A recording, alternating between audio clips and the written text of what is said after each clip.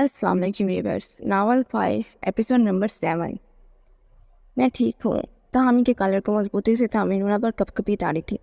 ہاں جی، نظر آ رہا ہے مجھے جتنا ٹھیک ہو۔ باہر پہلے فوجی تیار ہیں، اب میری خیر نہیں۔ تاہمی کوچے سے پتا تھا کیا ہوگا۔ وہ کچھ کہنے لگی تھی کہ جب اپنی کمر کے گرد اس کی باہوں کا ہلکا تنگ ہوتے چپ ہو گئی۔ تاہمی اپنی سوچ میں گم تھا، وہ بھی استحم کر رہ گئے۔ کال کرتا ہوں، میرا دوست ڈاکٹر ہے، کوئی میڈیسن لکھ دے گا۔ اور ہاتھ، یہ تاہمی کی نظر اس کے ہاتھ پر پڑی، اس سے اس نے کالر پکڑا ہوا تھا۔ نورا اس کی آواز میں غصہ محسوس کر رہی تھی، نظریں ٹکائے بیٹھی رہی۔ تاہمی نے اپنا ہاتھ اٹھایا تھا اور ہاتھ پکڑ لیا۔ اس پر پانی نہیں لگانا تھا، آپ کے سامنے ڈاکٹر نے منع کیا تھا، یاد ہے؟ I am sorry. اس کے غصے کی وجہ وہ دبک کر رہ گئی۔ میں کیسے لے کر جاؤں گا، اتنے لوگ ہیں نیچے، اور پھر میری فیملی۔ تاہمی نے اس کے گرد کمبل ٹائٹ کیا اور خود کھڑا ہو گیا۔ میں ٹھیک ہوں، بس ایک پیناڈول کھا کر ٹھیک ہو جائے گا۔ آپ پریشان نہ ہو، میری وجہ سے آپ کو کوئی کچھ نہیں بولے گا۔ وہ شرمندگی سے بولی تو تاہمی کو اپنے لہجے کا احساس ہوا۔ چینج کر سکتے ہو؟ نہیں تو بابی کو ہیلپ کر دیں۔ اس نے الماری سے جوڑا نکالا اور نورا کو دیکھا، گیلے بال، لال چہرہ اور آنکھیں، باریک سی پلکوں پر کئی جذبات۔ وہ ٹھہر سا گیا۔ نہیں، میں کر لوں گی۔ وہ اٹھنے کو تھی جب تاہمی نے روک دیا۔ میں باتھ روم میں جاتا ہوں، ادھر بیڈ پر ہی چینج کر لو، اور یہ ٹیبلٹ اور پانی۔ اٹھو مت تم، جب بدل لو تو آواز دے دینا، میں اندر نے سارا سامان اس کے پاس رکھ کر وہ باتھ میں گھس گیا۔ نورا نے سارا سامان دیکھا، پھر آہستہ سے تیاری شروع کرنے کا سوچا ہی تھا کہ دستک ہوئی۔ وہ ڈر گئی۔ کون؟ بابی، میں ہوں ثنا، ناشتہ کر لے، آ جاؤ پلیز۔ نورا کے کہنے پر وہ اندر آ گئی۔ ادھر تاہمی پریشان ہو رہا تھا۔ ثنا اندر آئی اور ساری بات سمجھ گئی۔ تاہمی کہاں ہے؟ اس نے حیرت سے پوچھا۔ ادھر، وہ باہر آ گیا تھا۔ چلو جاؤ نیچے، ماما بلا رہی ہیں۔ میں ہوں ادھر نورا پاس اور تیار کر دوں گی، ثنا نے ہپکی سے کہا۔ وہ ٹیبلٹ دے دینا، یاد سے، بخار ہو رہا ہے، تاہمی نے سر کھجاتے ہوئے کہا۔ ثنا نے دروازے کی طرف اشارہ کیا، وہ چلا گیا۔ اس کے جاتے ہی وہ ہنس پڑی۔ یہ بدھو ہی رہے گا۔ خیر، اب اس کو کیا پتا کون سی چیز نکال کر دینی ہے۔ میں باقی سامان نکال دیتی ہوں، تم چینج کر لو اور ناشتہ بھی کر لو، میں یہاں ہی ہوں۔ ثنا نے بیگ سے سارا سامان نکال کر اس کو تھما دیا اور اس کو باتھ تک لے گئی۔ نورا نے چینج کیا، پھر ناشتہ کرنے لگ گئی۔ اس کا دھیان بار بار اسے ایک پل پر اٹک گیا تھا۔ السلام علیکم۔ کھانے کی میز پر سب موجود تھے۔ اس نے آتے ہی سلام کیا۔ سارے بچے ایک ساتھ ہنس پڑے۔ وہ ماتھے پر شکن ڈال کر رہ گیا۔ بھائی آنے سے پہلے ایک بار شیشہ دیکھ لیتے، تاہم نے دانت نکال کر کہا، جبکہ فاقی کب سے اشارے کر رہا تھا۔ تاہمی کو سمجھ ہی نہیں آ رہا تھا۔ گیلانی صاحب نے بیٹے کا کالر دیکھا تو گلا صاف کرتے اٹھ کر اپنے کمرے کی طرف بڑھے۔ شگفتہ بیگم بھی شوہر کے پیچھے چلی گئی۔ کیا ہو گیا گیلانی صاحب، بچہ ہے، نئی شادی ہے، آپ بھی نہ۔ تاہمی نے اپنی ماں کی بات سنی تو فوری حال میں اپنا آپ دیکھنے لگا۔ کہاں کو بھاگ رہے ہو میاں، یہ کیا لگا ہے؟ ذرا دیکھنے سے دو، مجھے لپسٹک تو لگ رہی ہے، پر ہے کس کی؟ بھابھی کیا ہو گیا ہے؟ تاہمی وہاں سے نکلا۔ ادھر ہم بچوں کو بتا رہا تھا سب کچھ۔ فاہر نے رکھ کر ماری ایک اور سب کو بگا دیا۔ اب صرف فاہر اور شاندے تھے جو ایک دوسرے کو دیکھ کر ہنس رہے تھے۔ وہ صبح ہونے کے انتظار میں کب سے جلان میں چکر لگا رہا تھا، پھر اندر اپنے کمرے میں آ کر تیار ہونے لگا۔ زمان کہاں کی تیاری ہے؟ نورا کا ولیمہ ہے نا؟ وہ تیار ہوتے کہہ کر اپنی واچ نکال کر ٹائم سیٹ کر کے پرفیوم لگا کر اپنے آپ کو دیکھ رہا تھا۔ ہاں تو یہ کون سا ولیمہ ہے جو اتنی صبح ہوگا؟ رات کا ولیمہ ہے، تم اتنی صبح کیوں ہو رہی ہو؟ مجھے ایک دو اور کام ہے، وہاں سے سیدھا آ جاؤں گا، زمان کہہ کر اپنے کمرے سے نکل گیا۔ اور اس کا یہ تیز رفتار نیشہ اور کام میں کسی نہیں پھر ٹوٹ کی نشانی تھی۔ یا اللہ، اچھا ہوتا تو پاکستان ہی نہ آتے، کہاں کہاں کیا جواب دوں میں۔ ادھر صبا نے بھی ہاتھ اٹھا لیے تھے، اور پھر عزیز بھائی نے ان کو زندہ جلا دینے ہیں۔ مجھے کیا پتا تھا یہ اتنا جنونی ہوگا، ورنہ کر ہی دیتی نور کا۔ اس کے کمرے پر کرسی پر بیٹھے وہ بے حد پریشان تھی۔ زمان جا چکا تھا اور اس کے بارے میں کسی کو کچھ بتا بھی نہیں سکتی تھی۔ آخر مان تھا۔ مما کب جانے ہیں آپ ہی کی طرف؟ قاسم 3 بار پوچھ چکا تھا، اور بچے بھی کب سے پھپھو کا کہہ رہے تھے۔ بس بیٹا، کچھ ہی دیر میں نکلتے ہیں، ولیمہ تو رات کا ہوگا، ادھر ہمیں پہلے بلایا ہے تو کچھ دیر میں نکلتے ہیں، تمہارے بابا آ جائے۔ کلثوم اور صبا نے سب تیاری کر لی تھی، بس وسیم اور عزیز صاحب کا انتظار ہو رہا تھا۔ صبا کا فون صبح سے اٹھا رہا تھا اور اگنور کر رہی تھی۔ کلثوم یہ سب دیکھ رہی تھی۔ صبا کیوں نہیں لے رہی؟ تمہاری امی کو کچھ کہنا ہوگا بیٹا، بات کر لو۔ نہیں ماما، پھر کر لوں گی، ابھی نورا کا دن ہے، تیاری سب اوکے ہونی چاہیے۔ آپ بھی تیار ہوں، ابھی وسیم کا میسج آیا، وہ لوگ آ گئے ہیں، صبا نے مسکرا کر کہا، اور خود بھی تیار ہونے لگ گئی۔ وہ افراتفری میں اپنے کمرے میں داخل ہوا اور سامنے نورا کو کھڑا دیکھ کر دبگاتے ہوئے سیدھا اس میں لگا۔ وہ پہلے ہی مشکل سے کھڑی تھی، اس کے لگتے ہی سیدھا بیڈ پر گرنے کو تھی۔ تاہمی نے اس کا ہاتھ پکڑ لیا۔ آئی ایم سوری، ٹھیک ہو؟ لگی تو نہیں؟ میرا دھیان نہیں تھا۔ وہ یہ تاہمی نے اپنے گال کی طرف اشارہ کیا۔ نورا کے رنگ اڑ گئے۔ او ہیلو رومیو جولیٹ، ابھی میں روم میں ہوں، ثنا نے شوخی سے کہا۔ تاہمی نے اس کو سیدھا کھڑا کیا اور ہاتھ چھوڑا۔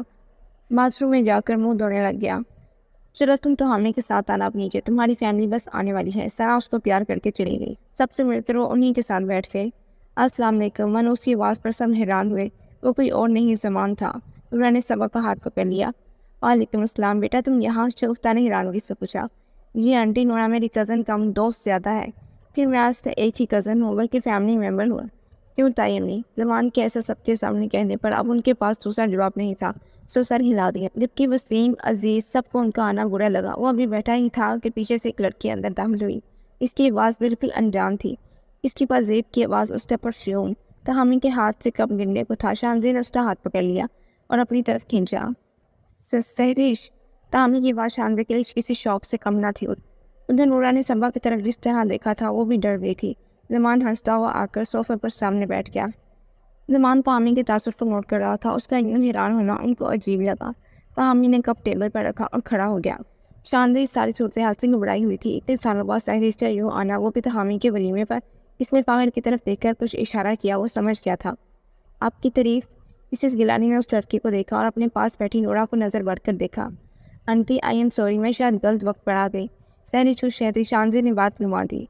तुम बिल्कुल अच्छे वक्त पर आई हो सहरीश। तहामी का वलीमा है आज, और दोस्तों के बिना भला कहाँ मज़ा आता है। एक पल को तहामी को लगा सब थम जाएगा।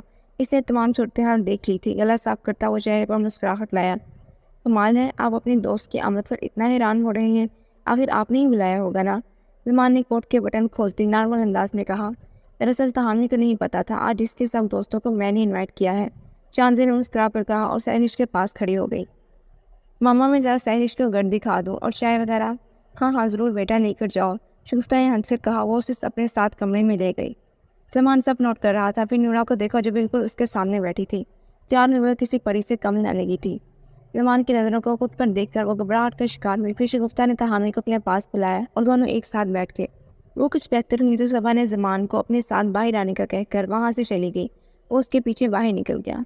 सारे लोग बातों में मसरूफ़ थे। नूरा को तहामी के माथे पर आए इस पसीने से अलग परेशानी थी। आखिर कुछ तो बात है, मगर वो अभी पूछ नहीं सकती थी। मगर इस लड़की को वो पहले देख चुकी थी। कहाँ, ये मालूम नहीं। तुम्हारी हिम्मत कैसे हुई यहाँ आने की? शानजी ने उसका हाथ पकड़कर उसके सामने खड़ा कर दिया।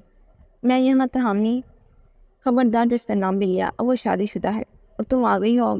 शानजी ने उससे बड़ी आवाज़ में कहा। भाभी, मत कहो भाभी, ये हक तुम खो चुकी हो बहुत पहले, और अब तुम जिस खामोशी से तब गई थी हमारी ज़िंदगी से, आज भी वैसे ही चली जाना। मुझे कोई तमाशा नहीं चाहिए।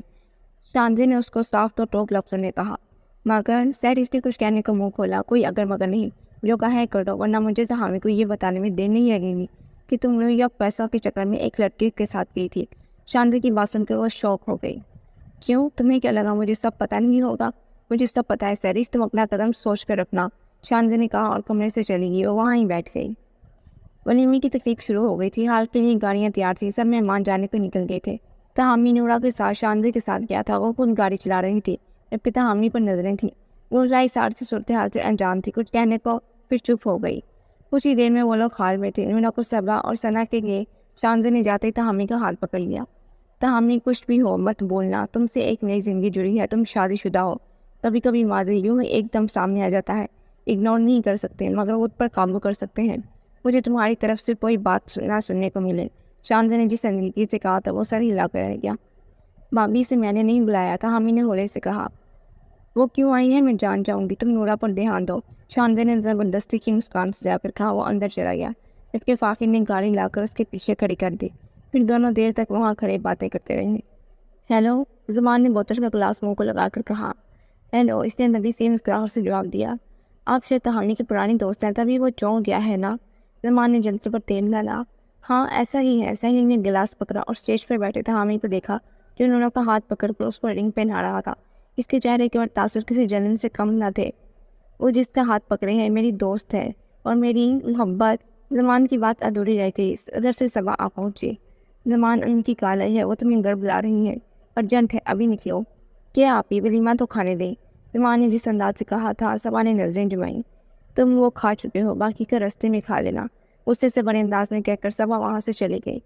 आपसे बात करना चाहूँगा, लगते बहुत कुछ है जो बाकी है। ज़मान ने अपना कार्ड निकाल कर उसकी जानिब कर दिया, जिसको सहरीश ने पकड़ लिया था, और वो अलविदाई नज़र डालकर वहाँ से चला गया। आप ठीक हैं? वापसी पर नूरा ने उससे पूछ ही लिया।